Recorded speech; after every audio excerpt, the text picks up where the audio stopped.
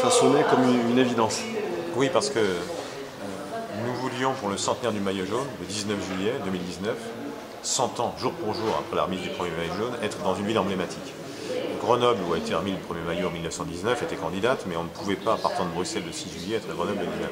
En revanche, on pouvait être à Pau. Pau, qui est une ville emblématique du Tour, Pau qui révèle un contre-la-montre, Pau qui a désormais depuis 4 ans le Tour des Géants, c'est-à-dire ce musée vivant à ciel ouvert qui met en valeur les vainqueurs du Tour de France et les maillots jaunes.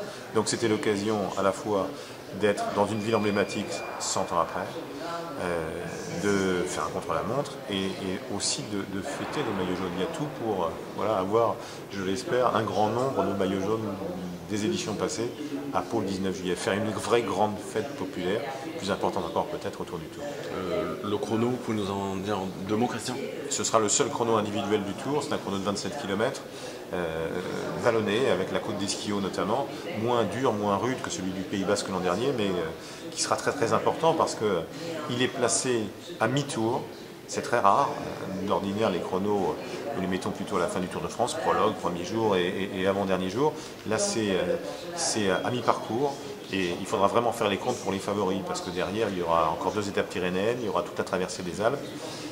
Et les écarts qui seront créés ou pas seront une source importante sur la manière dont le Tour se déroulera ensuite. Est-ce que certains rejetés plus loin ont plus de latitude pour partir? Je pense peut-être à un Romain Bardet qui n'est pas un spécialiste du contre-la-montre. Est-ce que Pinot aura mieux résisté? Est-ce que Dumoulin aura pris beaucoup d'avance sur Froome ou sur Thomas? On aura tous ces éléments-là à mi-parcours. C'est un élément supplémentaire par rapport aux autres années.